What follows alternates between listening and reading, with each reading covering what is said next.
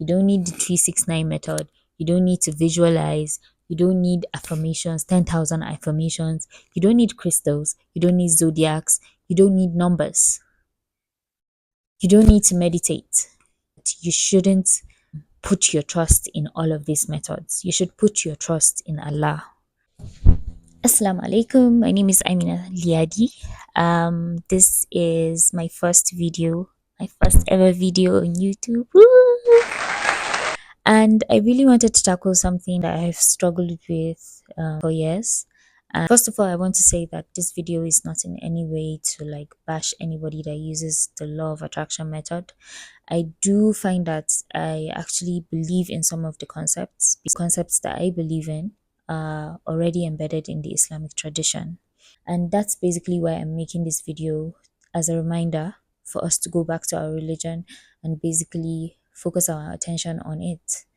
I want to emphasize that I'm not a scholar, I'm not a sheikha, I'm not a malama, I'm not anything. I'm just a regular Muslim that is basically a struggling Muslim, mostly, I should say.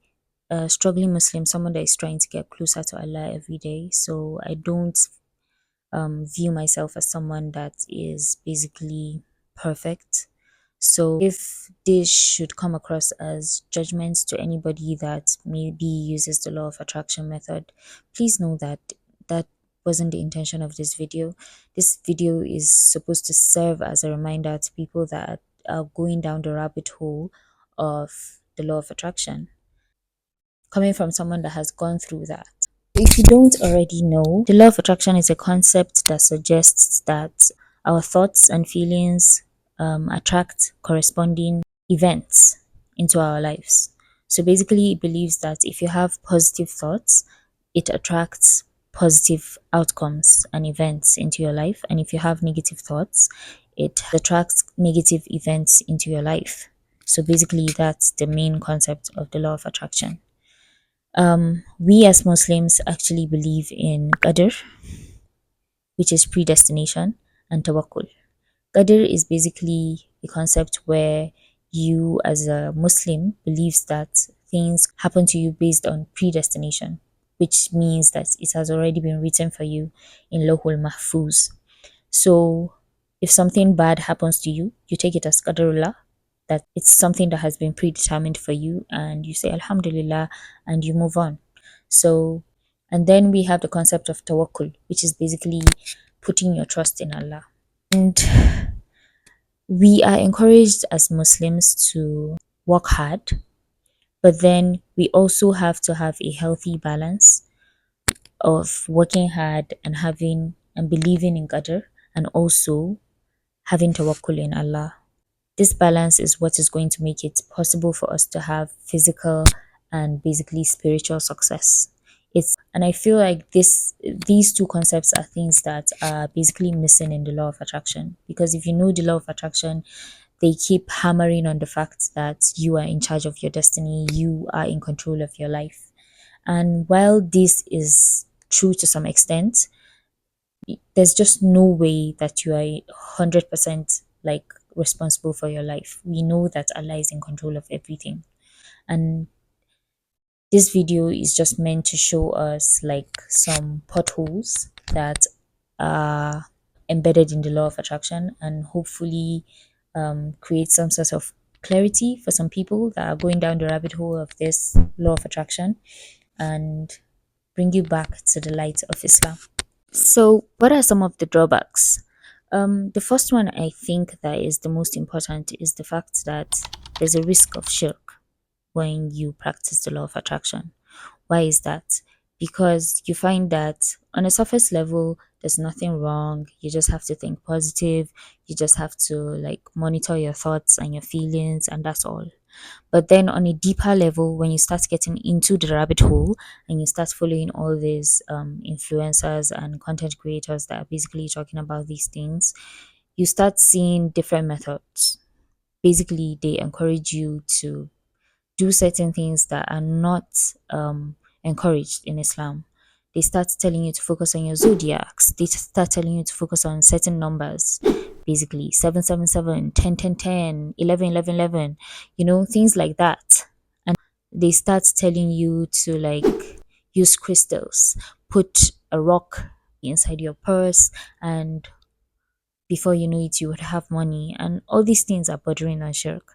The Prophet has already made it clear that we're not supposed to put our trust in anything other than Allah. And if you're putting your trust on a rock, then what does that even mean? This is just basically like putting your trust in amulets, like people do, where they feel like amulets and all these, blue-eyed beads are going to protect them from some sort of evil. That's basically the same thing you're doing with these rocks. And then you find that there's just a whole lot that you have to do. You have to focus on your zodiac. You have to wait till the moon is basically a full moon, and it just starts to sound woo woo. The Prophet has already given us a straight path. It's a path that is simple. You don't have to complicate it. If you want to achieve your goals, all you need to do is ask Allah. If you keep going down this rabbit hole of the law of attraction where they keep telling you to use crystals and use numbers and use zodiacs, then you're bordering on shirk, basically. And the truth of the matter is that these people in the law of attraction community have done a good job of convincing themselves not to say God. They would say anything else other than God. I don't know why they feel like it's such a bad thing to admit that you believe in God. There are very few creators that you see that admit that they are actually manifesting through God. But then there are particular people that just sound woo. Basically, ask the universe. Who the hell is the universe? Who? Or ask any higher power. Like just say God. It just makes them feel like they are not in control. And this is basically one of the things that we are supposed to be conscious of. Because if somebody that you're learning from doesn't even have the vulnerability to accept that they are not in control of things and accept that Allah is the higher power that is helping them achieve their goals, what more? What do you think is going to happen to you? These are some of the issues that I feel like we should keep in mind when we are consuming all this law of attraction content. So, the second drawback I would say is this idea of toxic positivity. Think positive thoughts and positive things will happen to you. There's absolutely no way for a human being to always be positive. It is just impossible. And you find that some of these gurus are just using you to make money, to manifest their dreams of making money. They're selling all these courses to you to manifest their goals of making millions. And they're leaving you on the deep end of the sea because you have not achieved any of your goals and you can't even confront them about it because then they will tell you, hey, you have so many limiting beliefs. You just need to work on your limiting beliefs. Or you're thinking too negative. You're having a lot of negative thoughts. That's the only reason. And when you think about this, it just makes you realize that you've been scammed. You cannot ask for a refund because they have a foolproof way of making you feel guilty. They just have a way of making you responsible for your own failure. And it's just not good for our mental health. And it's not realistic for us to expect that people are always going to be positive. There are people that are going through trauma. There are people that are going through stuff that is just terrible. And you can't just expect them to always be happy. Now, I am not saying that thinking positive or having positive outlook on life is a bad thing. I'm just saying that it's not the whole equation. It all goes back to having tawakkul in Allah and believing in predestination. If something doesn't happen to you, not always because you did not think positive. Sometimes it is because it has been written for you. And you find that when something bad happens to you, it's not always bad. Allah has said it in the Quran. You might think that something is bad for you, but it's actually good for you. And you might think that something is good for you, but it's actually bad for you.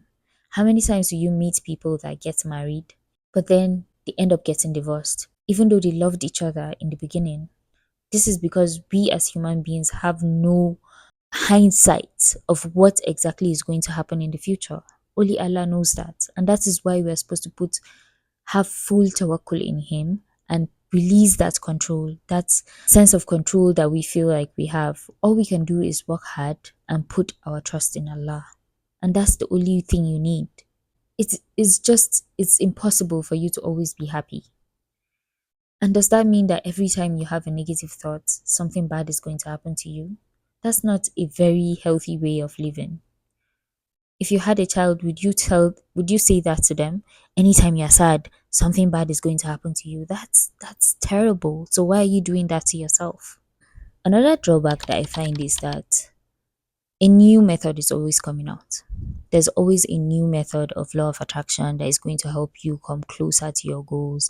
There's a new technique that someone is going to teach you. There's a new course that you have to buy that is going to bring you closer to your goals. But for a small fee of 99.99, like, the prices are always outrageous and they're always trying to sell you new things. Like, this is a law that has been in existence for a very long time. Why are there still people bringing out new techniques of how to achieve your goal? Why can't you just say it? Why do you have to say it through a course? And the worst part is that it's not just one course. For the most part, you find that there are certain people that have like 10 courses. They will tell you that you have to start from the first level and then you work your way up. And all those courses cost money. Does that mean that people that don't have money are not going to manifest their goals? No, it doesn't. And so we need to wake up and realize that these people are basically just using us to make money. I personally have never bought any course, but it's basically because I am broke. I'm very sure that when I was in the heat of like being in the law of attraction, if I really had the money, I would have bought some of these courses. But Alhamdulillah, I didn't even have the money to spare. And that's why I didn't end up buying any of these courses. So if you're someone that is actually thinking about buying any of these courses, save your money, wake up for tahajjud. The truth is that we're always trying to make things complicated and we're always looking for a shortcut, something that will not make us work hard. But the Prophet, he has already given us a cheat sheet for things that we should do to basically manifest our du'as. So we don't need people that just thought about something to tell you what exactly you need to do. You don't need the 369 method. You don't need to visualize. You don't need affirmations, 10,000 affirmations. You don't need crystals. You don't need zodiacs. You don't need numbers. You don't need to meditate. Again, I am not saying that all these things are bad, except crystals. Crystals are bad. But I'm not saying the other methods that I mentioned are bad. Meditation is good on its own. Affirmations are good on their own. Visualization is very useful. Scripting, I love scripting, is very good. But I'm just saying that you shouldn't put your trust in all of these methods. You should put your trust in Allah. Always refocus your energy on Allah. And that is something that is missing from this law of attraction thing. So, the fourth and final drawback of the law of attraction, I would say, if you see me looking down, is because I'm looking at my notes. I actually made a note to guide me through the video. Bear with me, this is my first YouTube video. The final drawback that I find is that it makes us completely focused on the dunya. And as Muslims, we're not supposed to have like our focus completely on the dunya. It's always about you like following your every whim, working towards that dream car, that dream house, that dream job, or that specific person that you like. We never think about Jannah. We never think about manifesting not falling into hellfire. Nobody's going to tell you that, hey, let's manifest paradise. No, it's always focused on the dunya. And if you're a Muslim, you need to know that this is not the only way to live. The reason why we're put on this earth is to worship Allah and walk towards Jannah. So you have to sometimes refocus your energy on both of your goals. Yes, you want to live a comfortable and amazing life in this dunya, but you also want to make sure that you are not losing sight of your ultimate goal. And the ultimate goal is Jannah. We're not supposed to focus all our energy on trying to like manifest things for the dunya. And trust me, when you put most of your focus on the akhirah, the dunya automatically comes to you. It just comes to you. And this is why I am creating this message, so that you know to put your trust in Allah, you know to put Allah in control, and things just work out for you. And this idea of detachment, actually, it is basically an aspect of tawakkul. Because if you know what tawakkul means, you cannot have tawakkul without being detached. Because tawakkul basically means that you trust in Allah and you find a way to live your present life, knowing that whatever you asked for might come or it might not come. But also knowing that there is wisdom in whatever Allah chooses for you. So those are the drawbacks. I think now we need to focus on what exactly can we do. What are some of the alternatives that we can focus on rather than focus on the long list of law of attraction methods? What are some of the things you can do? So you can make dua. Like, I feel like this is the most simplest thing ever. You can just pray. Making dua is just praying, not the physical salah that we do, but like you can just sit down anywhere and raise your hands and like ask God for anything you want. It's that simple. You can wake up for tahajjud. Tahajjud is very important. It creates a kind of bond that you cannot break between you and Allah, and you need that bond. Another thing is istighfar. Istighfar opens doors for so many things in our lives. It opens doors of risk.